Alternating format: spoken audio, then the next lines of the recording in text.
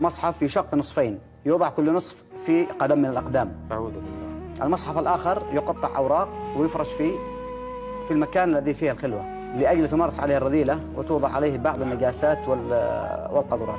كانوا بيأمروني إن أقطع المصحف نصين وأدوس عليهم برجلي، أو إن أقطعه وأفرشه في الحمام عشان نمشي عليه. من السحر والكفر والشعوذة للتوبة والهداية.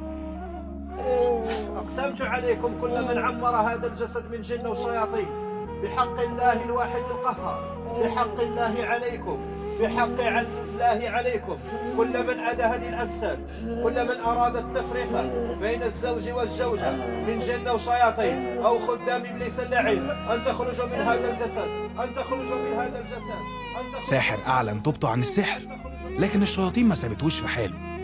اللي حصل ليه كان ابتلاء من ربنا وعقاب على كل الأذى اللي عمله.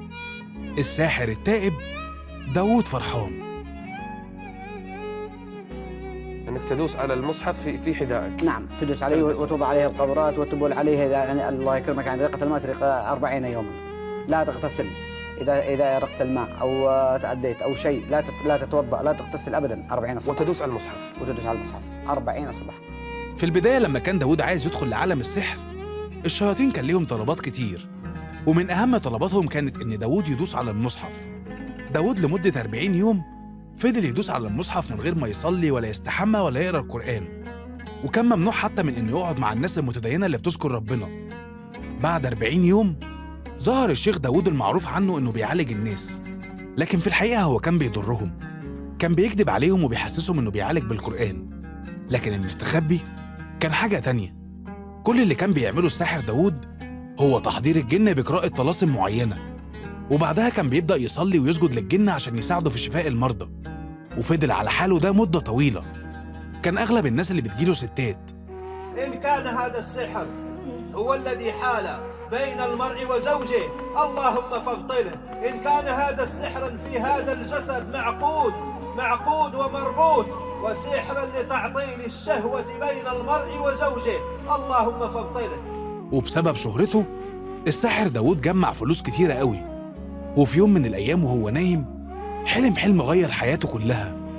بيبكي داوود وبيقول: أنا حلمت إني توفيت والناس خلاص بتدفني، وبنادي عليهم وبقول لهم أنا عايش، بس محدش سمعني، وسمعتهم بيقولوا الحمد لله خلصنا منه.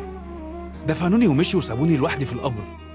فضلت في القبر مش شايف غير السواد، وفجأة دخل عليا ناس شكلهم غريب، قالوا لي يصلي. رديت عليهم وقلت لهم أصلي إزاي؟ فخدوني عند بير كبير فيه مية بتغلي وطلبوا مني أتوضى منها.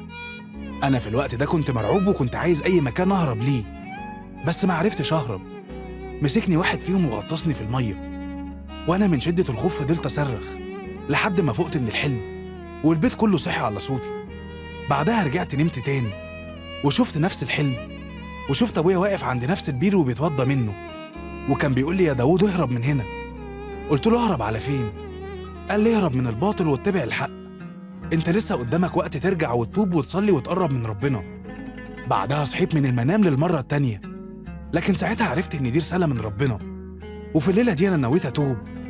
والأول مرة حسيت ان عايز اقف قدام ربنا واصلي ركعتين لله، لكن للأسف ما قدرتش اتحرك من مكاني. فضلت ادعي واذكر ربنا لغاية لما قدرت بالعافية اني اقوم اتوضى، وبعدها صليت لأول مرة في حياتي صلاة حقيقية. لكن الشياطين ما سابتنيش في حالي، هددوني بإنهم ياخدوا مراتي وولادي وفلوسي أو إني أرجع لهم مرة تانية، لكن أنا كنت مصمم على التوبة، وربنا ثبتني ومراتي كانت دعم وقوة ليا. لكن أي حد بيأذي غيره لازم يدوق من نفس العذاب ويشوف من نفس الأذية في الدنيا قبل الآخرة. وللأسف الشياطين نفذوا تهديدهم ليا وخدوا مني مراتي وولادي كلهم. كنا قاعدين بناكل وفجأة لقيت ولادي بيتنفخوا زي البالونة وبعدها فرقعوا وكل أعضائهم طلعت بره. فضلت 3 شهور بعاني من الصدمة اللي شفتها، وفي نفس السنة مراتي كانت حامل وماتت بنفس الطريقة. القصة دي رسالة لكل ساحر أو ساحرة: اتقوا ربنا، توبوا وارجعوا، لسه قدامكم فرصة طول ما انتوا لسه عايشين. افتكروا إن في يوم حساب هيجي، وساعتها عقاب ربنا هيبقى شديد جدا. إن كان هذا السحر هو الذي حال بين المرء وزوجه، اللهم فابطله. إن كان هذا السحر في هذا الجسد معقود ومربوط، وسحرا لتعطيل الشهوة بين المرء وزوجه، اللهم فابطله.